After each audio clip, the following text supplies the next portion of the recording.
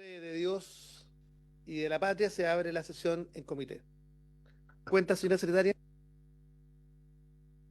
Gracias, presidente. Tenemos un informe del profesional de la Biblioteca del Congreso Nacional, señor Jaime Rojas, denominado El Derecho a Reunión Pacífica y de Asociación, Marco Internacional, Legislación Nacional y Extranjera. Y una correspondencia de doña Carolina Bahamonde en representación de la agrupación de personas sordas, Mis Manos Son Mi Voz, de la ciudad de Castro, Chiloé, en la que solicitan una reunión virtual con la Comisión para exponer una situación de vulneración de derechos de una socia con discapacidad auditiva que actualmente cursa la carrera de Gastronomía Territorial e Intercultural en el CETUC Chiloé. Pongámosle fecha a esa audiencia solicitada, ¿Ya? que quiera ser la próxima o la subsiguiente, si le parece, a Ya. la comisión, cuando tengamos constituida formalmente. Ya. Bueno, vamos a cambiar el orden de la tabla. Vamos a continuar el análisis del proyecto de ley que modifica la ley 18.918, Organización Constitucional del Congreso Nacional, para regular la remisión y recepción de informes y antecedentes relativos al cumplimiento de tratados internacionales, así como de resoluciones y recomendaciones originadas en el Sistema Interamericano y en el Sistema Universal de Derechos Humanos, boletín 16.017-17. Han sido especialmente invitados a esta sesión la subsecretaria de Derechos Humanos, Daniela Quintanilla, el jefe de la División de Protección de Subsecretaría de Derechos Humanos, señor Sebastián Cabezas, y la abogada Valentina Parodi. El director de la División de Derechos Humanos del Ministerio de Relaciones Exteriores, señor Tomás Pascual, por Zoom, que nos acompaña. ¿Cómo estás, Pascual? Y también el profesor de Derecho Internacional y Derechos Humanos de la Pontificia Universidad Católica de Chile, señor Álvaro Paul Díaz, y la investigadora del Centro de Derechos Humanos de la Facultad de Derecho de la Universidad de Chile, profesora Cecilia Domínguez. ¿Cómo estás, Cecilia?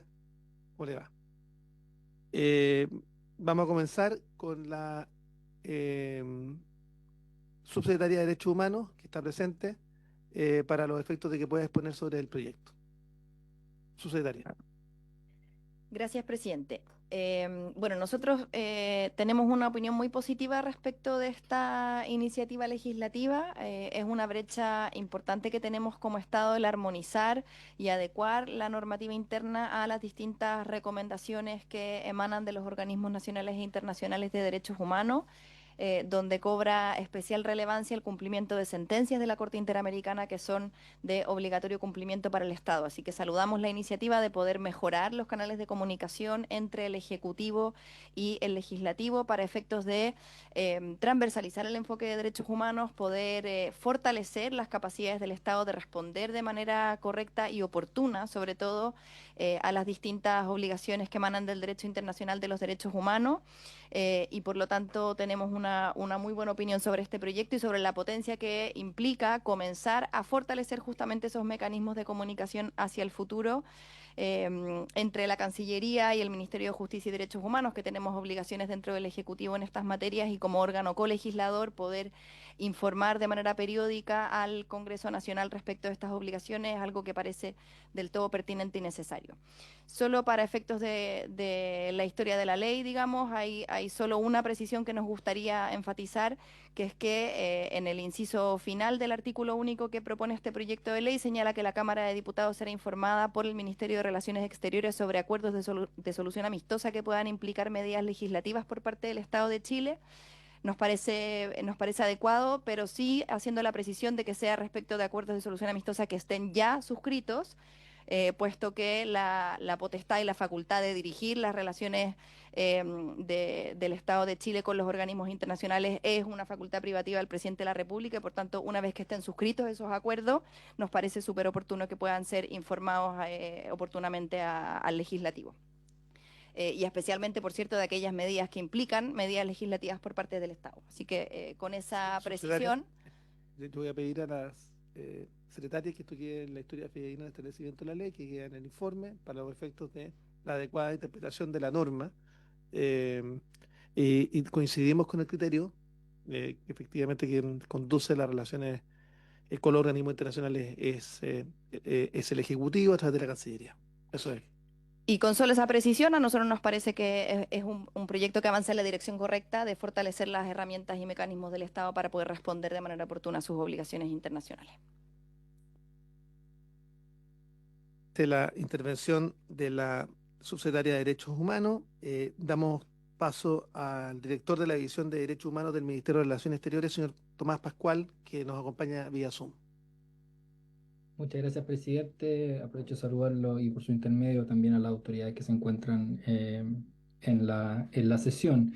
Eh, bueno, me tocó participar en la discusión de esta iniciativa, de esta moción, cuando en la Cámara de Diputados y en los mismos términos que ha expuesto la subsecretaria de Derechos Humanos por su intermedio, presidente.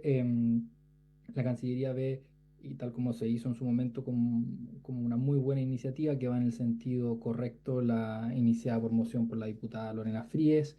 El Estado de Chile carece de mecanismos institucionalizados de intercambio de información. Este es un primer paso, creemos que es un primer paso de algo que en el futuro ojalá sea el día de mañana un mecanismo, una ley marco que permite implementar, ¿no?, estas recomendaciones en un trabajo integrado con el Estado, pero este primer paso parece deseable, positivo, y además va en línea de la tendencia a nivel comparado, que yo también hice referencia en su momento en la discusión en la Cámara de Diputados, en que distintos países de la región han avanzado y han incorporado a los poderes legislativos, ¿no?, justamente al menos en el intercambio de información relativo a las recomendaciones que llegan en el cumplimiento de obligaciones internacionales que han sido suscritas y ratificadas por esos estados.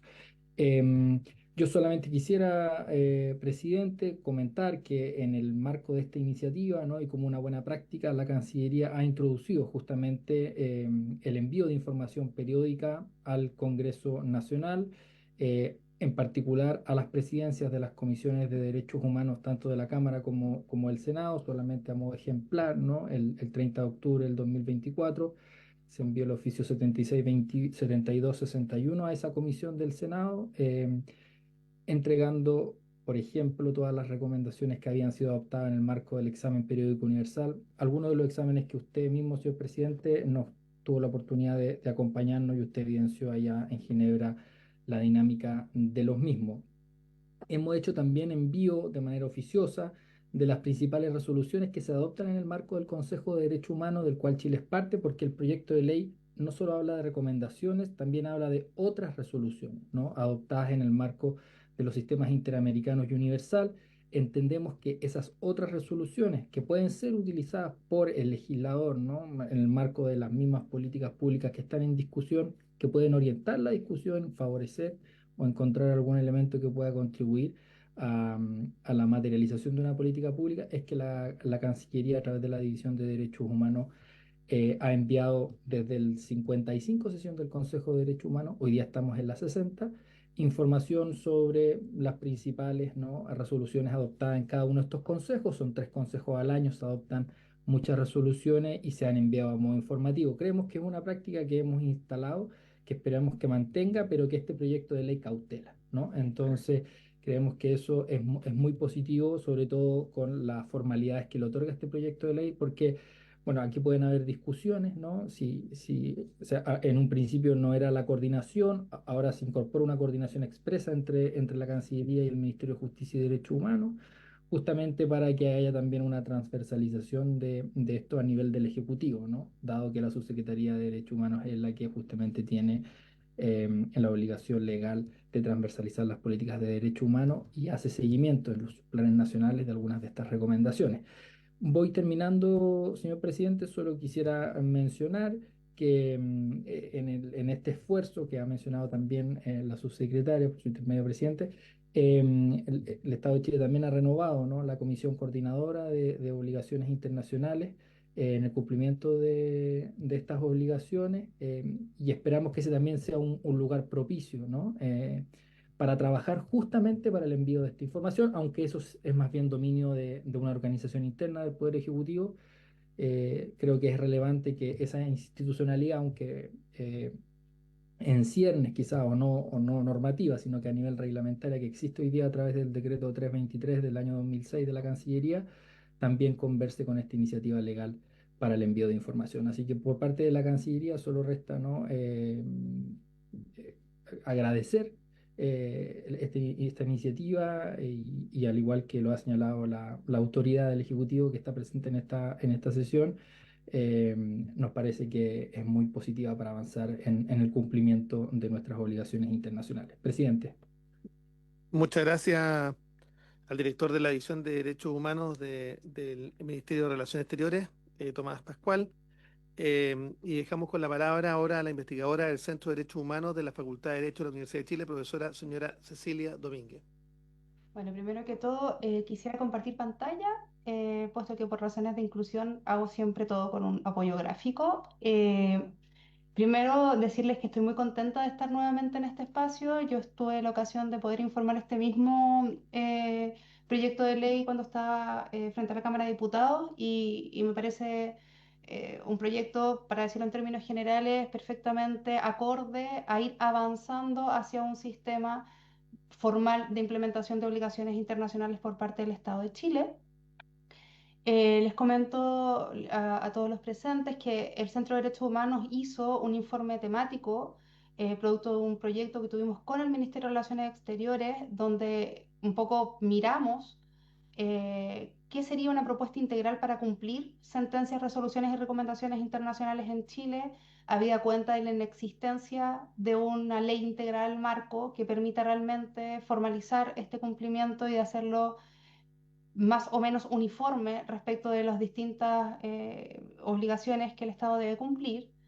Dentro de ese mismo proyecto se hizo un diagnóstico y me parece que parte de este diagnóstico podría ser saldado gracias a esta norma, este artículo único, pese a que por supuesto quedan todavía grandes brechas que deberíamos tratar de cerrar.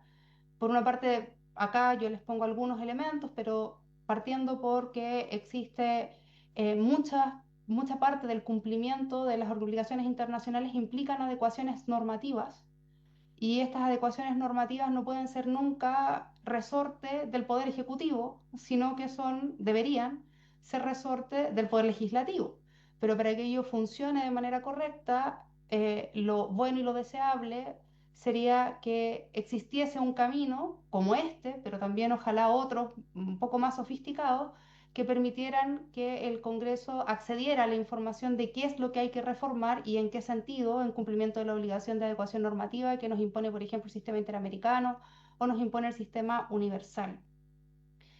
Así nos parece que esta norma, que en su momento, y estamos muy contentos desde el Centro de Derechos Humanos, que se haya establecido que en el caso de la recepción del examen periódico universal se va a hacer una sesión especial, puesto que ya en ese proyecto habíamos comentado que nos parecía que por la entidad que tiene el examen periódico universal, dar una sola sesión para todas las obligaciones internacionales más el examen periódico universal parecía imposible de realizar, irrealizable, por lo que estamos muy contentos de que se haya agregado eso, eh, pero nos parece, y queríamos mostrarlo, pese a que estamos muy contentos, que creemos que es un avance, dada la entidad de decir resoluciones y recomendaciones, estamos hablando de una cantidad enorme de obligaciones del Estado que tendrían que ser implementadas, y para velar por su eficacia, quizá tendría sentido que se hiciera una tipología de obligaciones internacionales que nos permitiera priorizar el conocimiento más acabado posible de aquellas que son plenamente vinculantes, como podrían ser las sentencias,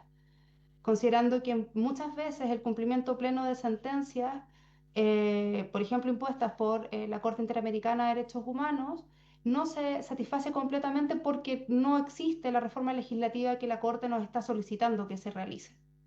Entonces, sobre ese punto, nos parecería al Centro de Derechos Humanos y a mí en particular como profesora de Derecho Internacional de los Derechos Humanos, extremadamente relevante que cuando estamos hablando de estas presentaciones que haría la autoridad de gobierno, esta se hiciera haciendo el debido hincapié sobre lo vinculante que son ciertas recomendaciones y la urgencia que tiene la implementación de las mismas.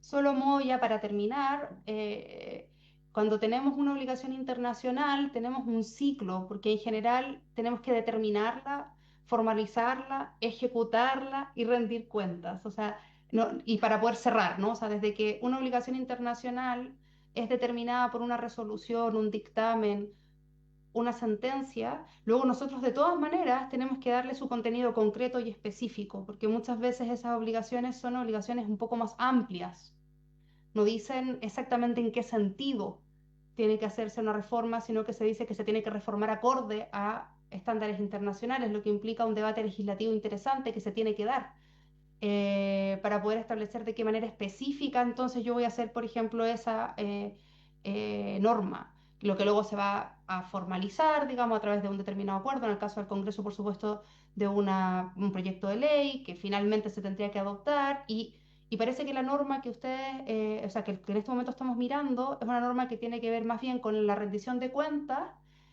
que está muy bien, que es interesante, pero también deberíamos pensarla como una norma que inicia un proceso de determinación, formalización, ejecución. O sea, como que tiene una doble salida, una salida y una entrada. Por una parte está el estado de cumplimiento de las obligaciones y estas son las obligaciones que tenemos que cumplir.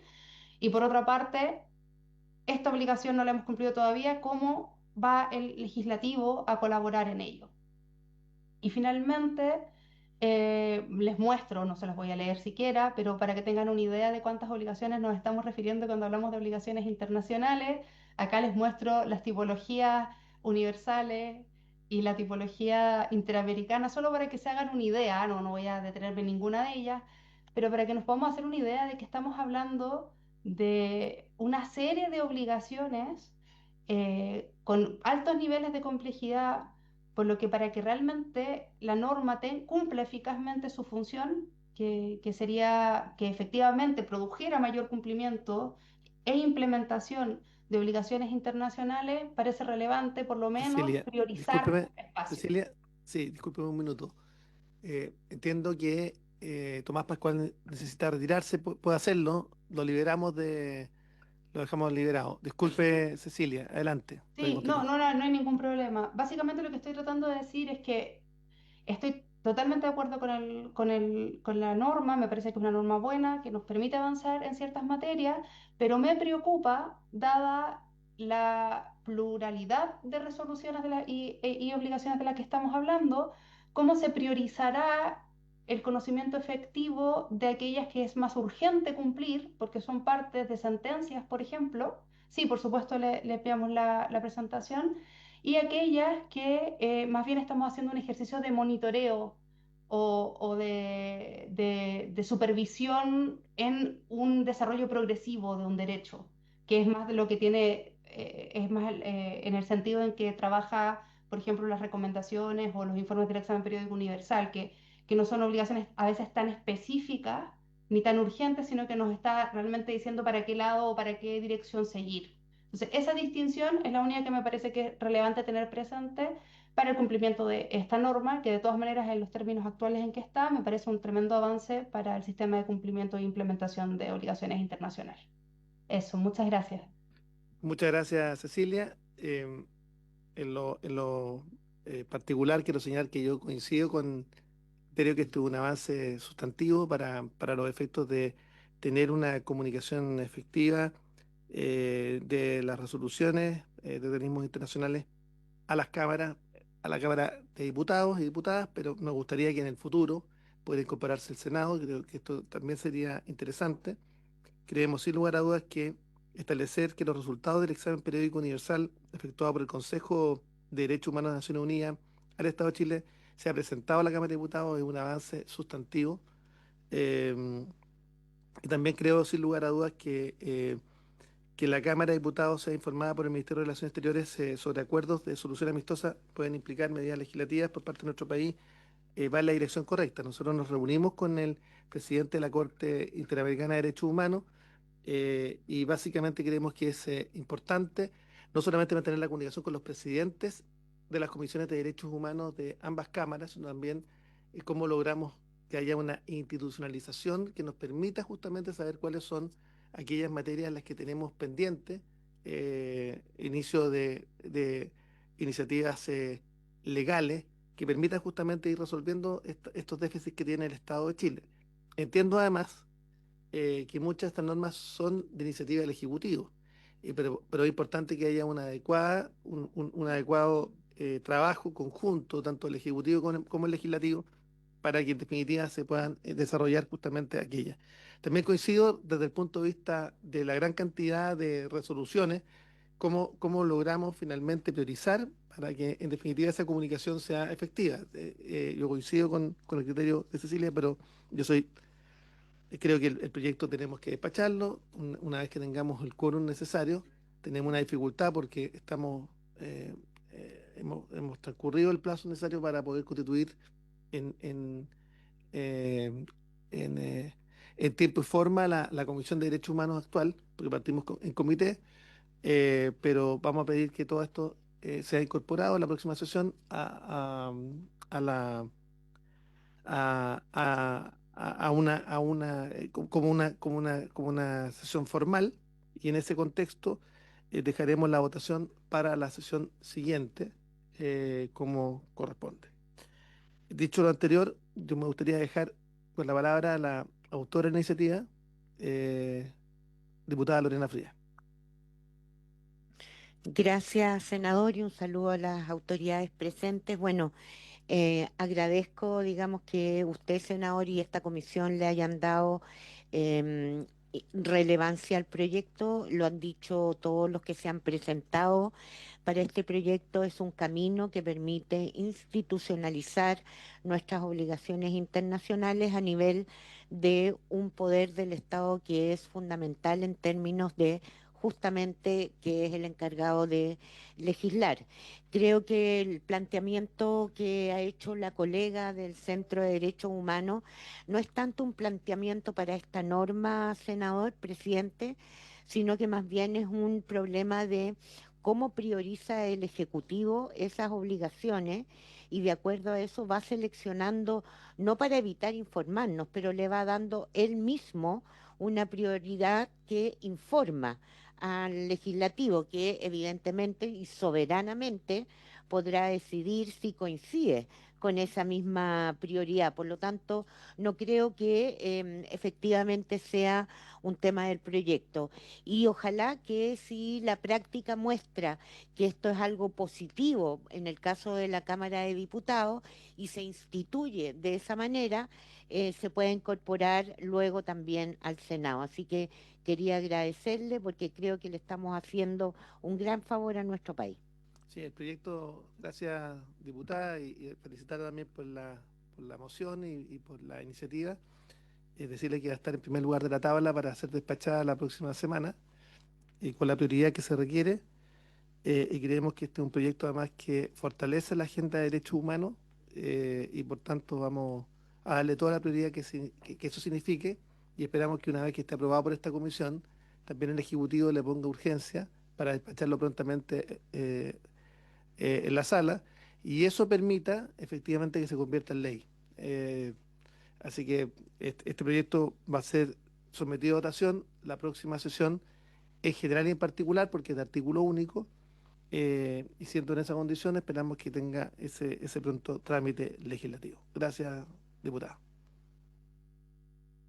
En el mismo contexto, hemos tenido dificultades para constituir el quórum de la comisión. Entiendo, y pasando al primer lugar de la tabla, básicamente decía relación con escuchar a invitados y votar en general el proyecto de ley que reconoce la calidad de víctima de violaciones de derechos humanos a las personas que indica. A mí me gustaría, si me permite, diputada, pedirle opinión sobre este proyecto, porque sé que este es un tema que usted ha trabajado largamente como directora del Instituto Nacional de Derechos Humanos. Me gustaría dejarla con la palabra, si es posible. Gracias, presidente. Bueno, lo primero que quiero decir es que esta es una larga historia para quienes fueron conscriptos durante los primeros años de la dictadura militar y que han buscado de alguna manera que visibilizar lo que vivieron durante esa época, que es de distinto cuño. Cuando yo los conocí efectivamente en el Instituto Nacional de Derechos Humanos, pero trabajamos en conjunto, presidente, cuando yo fui subsecretaria de Derechos Humanos. Y me acuerdo porque la subsecretaría duró poquito, duró 2 años. De hecho, aquí Sebastián Cabezas era el jefe de la dirección jurídica. Y llegaron buscando justicia y contando cómo habían dado vueltas por todo el estado sin respuesta. Después de conversar harto, llegamos a la conclusión de que cada uno de ellos tenía una historia que contar diciendo que habían sido violados sus derechos humanos. Y presentaron cada uno una carpeta, se logró conjugar alrededor de 15.000 carpetas con 15.000 testimonios, y hicimos un estudio aleatorio de esas carpetas, no de todas porque no alcanzaba, ya era febrero del 2018, y en ese informe descartamos algunas cuestiones, aunque a los que estaban asociados a las asociaciones de conscriptos no les gustaba, que tenía que ver, por un lado, con el tema de el trabajo forzoso que supuestamente habían realizado en la construcción de la carretera austral. Pero los estándares internacionales en materia de derechos humanos señalan que el trabajo bajo órdenes militares no constituye un trabajo forzoso, por lo tanto no calificaba como tal. Segundo, se buscaba una indemnización por haber cumplido un periodo más largo del que se había establecido para cumplir con el servicio militar, que fue de 2 años.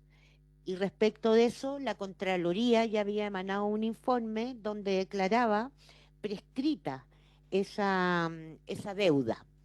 Y el tercer elemento que daba cuenta el informe que entiendo que usted tiene en sus manos, presidente, es que durante el servicio militar muchos de los conscriptos habían sufrido violaciones a sus derechos humanos a propósito del tipo de entrenamiento que se les hacía en esos años, y que se les hacía además en esos años en un contexto donde las fuerzas militares concurrían, digamos, con otras fuerzas a la represión de muchos chilenos.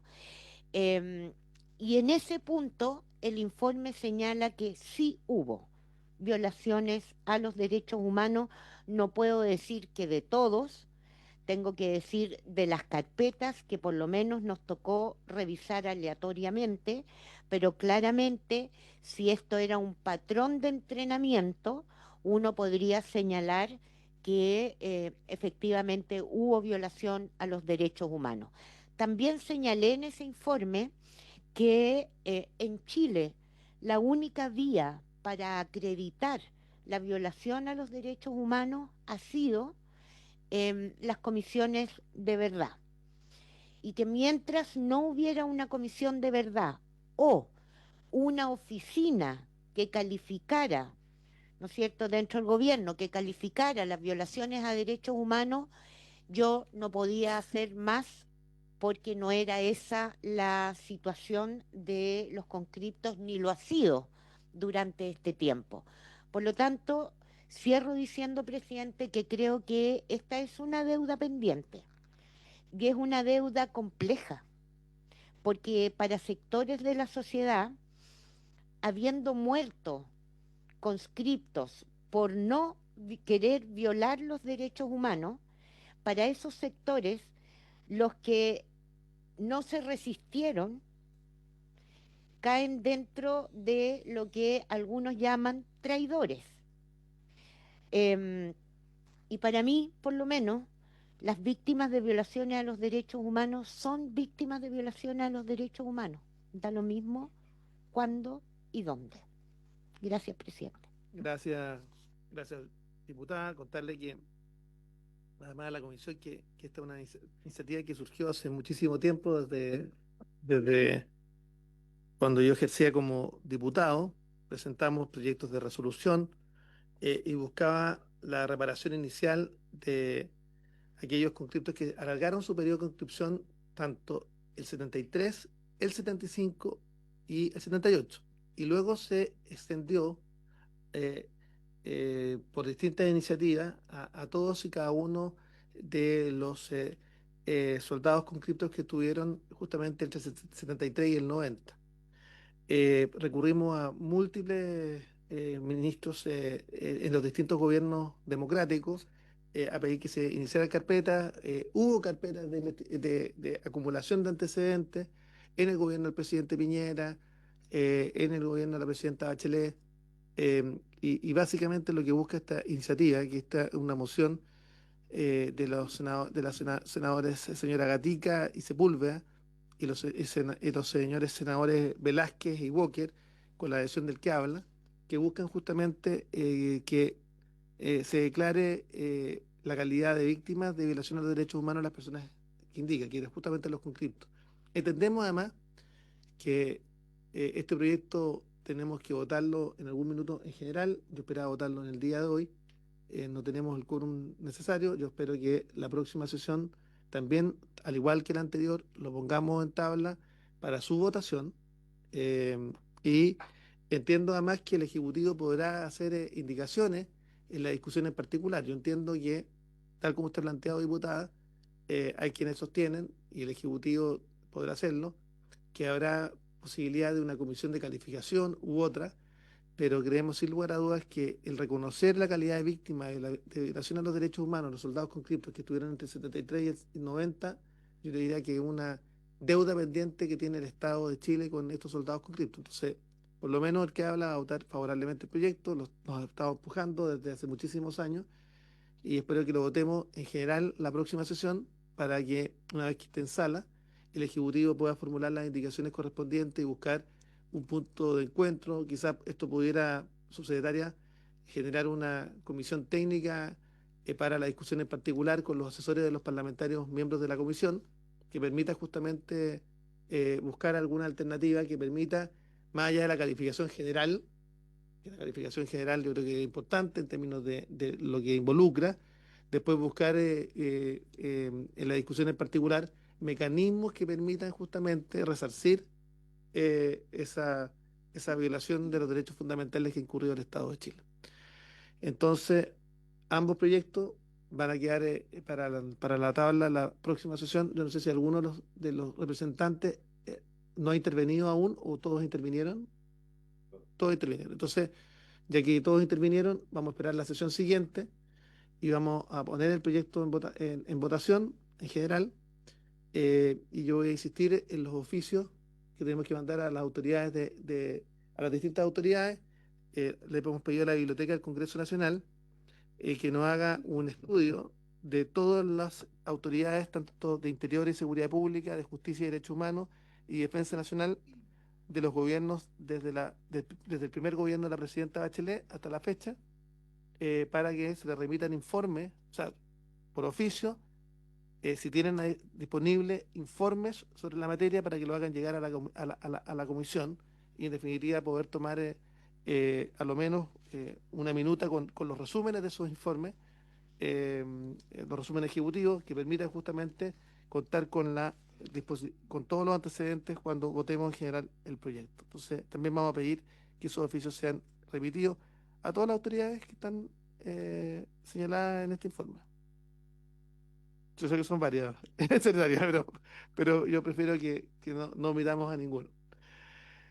Habiéndose cumplido el objeto de esta sesión en comité, y que lamentablemente fracasó desde el punto de vista de la formalidad, levantamos la sesión.